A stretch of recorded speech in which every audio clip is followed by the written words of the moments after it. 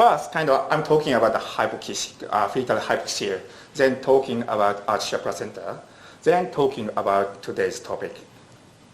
So acute fetal hypoxia is defined by reduction in oxygen levels, so resulting in impairing fetal development and increasing the risk of perinatal mortality and lifelong complications.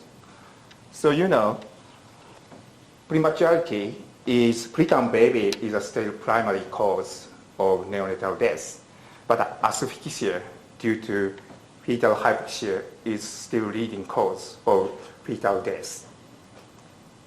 So acute fetal hypoxia is classified into three main patterns.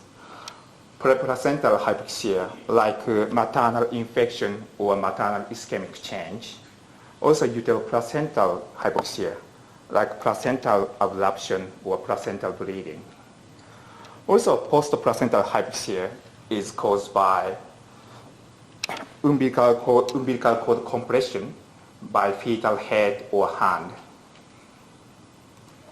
So various animal models were established to evaluate fetal hypoxia so far, but most of them were made as chronic hypoxic model to evaluate fetal growth restriction. So only preplacental hypoxia model is available to evaluate acute hypoxia. And also most of them employ the mid-gestation and late gestational lamb. So as a summary, so in clinical settings, some acute fetal hypoxia, such as placental abruption, is likely to progress gradually or perhaps rapidly without intrauterine recovery time. But the reaction against fetal acute hypoxia has been assessed mostly using only maternal hypoxic model and for limited short span, maximum 1 hour, with intrauterine recovery time. Also, only a few experiments demonstrated the reaction to acute hypoxia using extremely preterm model. Then I start to talk about artificial placenta we developed so far.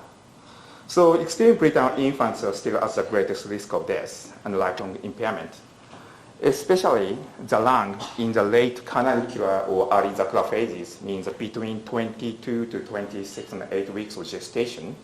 The lung may be injured by the use of mechanical ventilation or just use of oxygen. Then finally lead to chronic lung injuries. They are also forced to make rapid precocious changes to their cardiovascular system for pulmonary gas exchange. The failure to adjust results in potentially life-threatening disturbances of circulation. But there's currently no other option but to use pulmonary gas exchange after birth.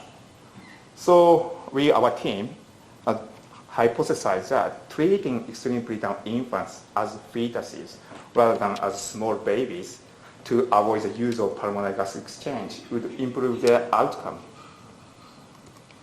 So our artificial placenta therapy is comprised of three simple components at this time: membranous oxygenator and parental nutrition, and also continuous submersion in warm synthetic amniotic fluid bath. So we already achieved 1 week and 2 week survival using mid-gestational lamb around 2 kilos. Also, we already achieved 2 week survival using extreme preterm lamb around 600 grams. So this is a representative physiological data with extremely preterm lamb around 600 grams. So yellow is heart rate, and blue is circuit flow to membranous oxygenator, and the purple is lactate level. So lactate level is a good indicator for systemic circulation and oxygen supply. So lactate level is well maintained, less than 2 millimoliter. Also, we checked cardiac function using ultrasound. All items are measured to evaluate cardiac function, but all of them were equivalent to those in intrauterine animals. So this is a movie taken just before euthanasia after 2 weeks survival.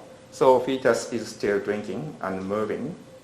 So originally 600 grams, but finally 1,300 grams.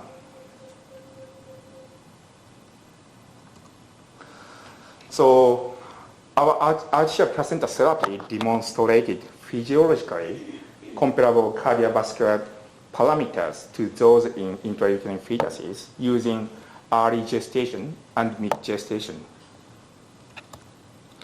So this time, we started to leverage our artificial placenta therapy as a new uteroplacental progressive hypoxic model using early gestation and mid-gestational run. So primary aim is to establish a new acute hypoxic model. Also to evaluate the effect of gestation against acute progressive hypoxia. Also to investigate the physiological features and predictable indicator for fetal hypoxia. So AP surgery was conducted as a day before hypoxic intervention. Then AP animals were maintained in the bath of artificial amniotic fluid under constant monitoring like this. So FiO2, that's an O2 concentration, and gas flow volume to the membranous oxygenator were adjusted for fetal saturation between 65 to 70%. Also PCO2 between 35 to 45 mHg.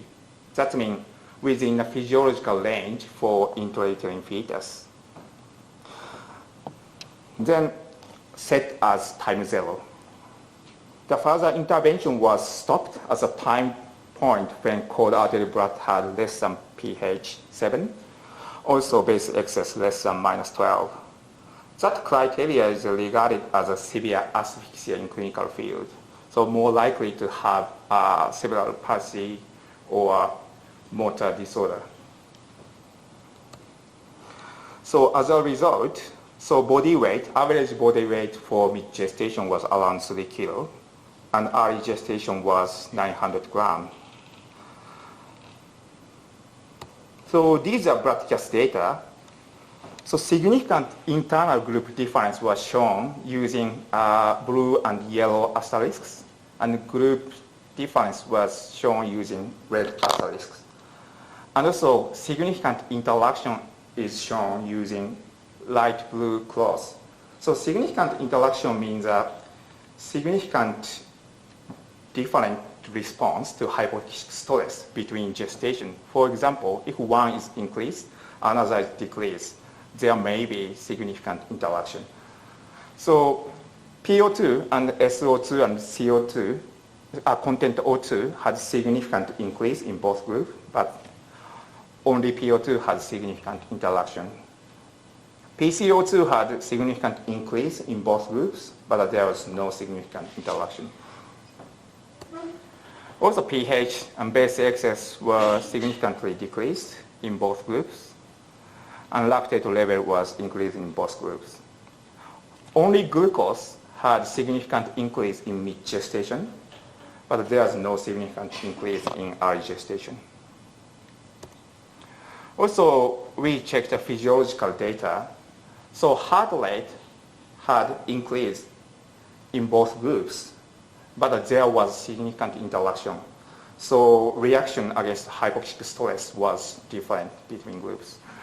And also mean blood pressure and total circuit flow had a significant increase only in mid-gestation.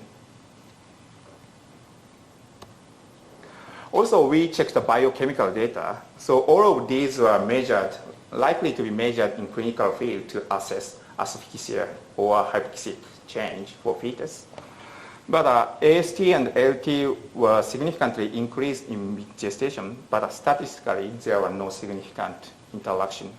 Also, clinically not so significant increase. And LDH-CK did not have any significant increase.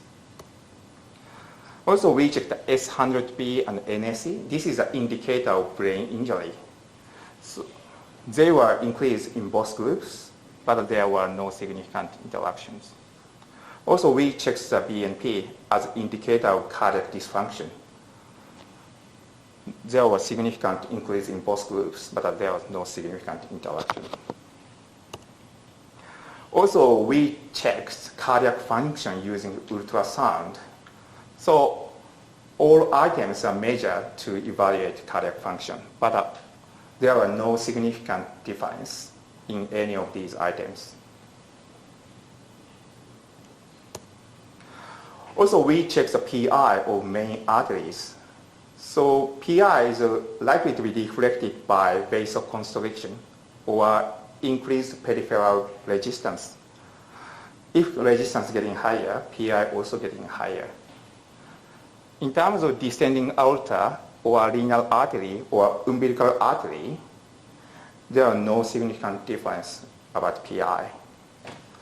So PI of internal iliac artery was decreased in mid-gestation, but there was no significant interaction. Only PI of external iliac artery in mid-gestation was increased. So in clinical field, fetal heart rate and ultrasound measurement can be available to predict fetal condition. So pH and base excess and saturation and lactate level for fetus might be predicted using PI of external iliac artery and fetal heart rate, but not for early gestation. Also now we are assessing cell-free RNAs using plasma. So one way was upregulated in mid-gestation, two ways were upregulated in early gestation. So core upregulated RNA were associated with apoptosis or brain damage or necrosis, but they were not overlapped between groups. So probably genetical background or response to hypoxic change, hypoxia might be different between gestation. So discussions. So all the past study already demonstrated brain sparing effect. So what is a brain sparing effect? So for fetus, under hypoxic circumstances, fetus try to increase blood flow to head to protect brain. Instead, try to reduce blood flow to lower half body. Probably the increased blood pressure and increased PI of the internal iliac artery might change the oxygen distribution to protect the brain this time for mid-gestation. But there's no significant physiological change apart from tachycardia for early gestation. So that autoregulation system might not be established for them.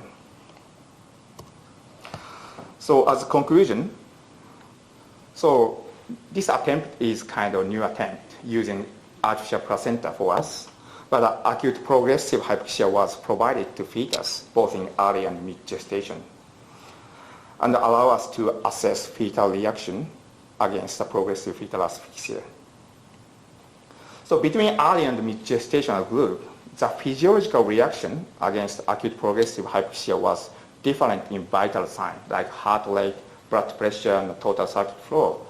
But most reaction of the conventional plasma data, biochemical data, or ultrasound data, apart from PI with the iliac artery, were equivalent.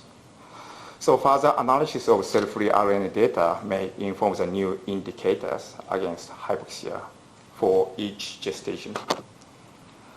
Also, fetal heart rate and PI of the internal iliac artery might predict fetal progressive hypoxia in mid-gestation.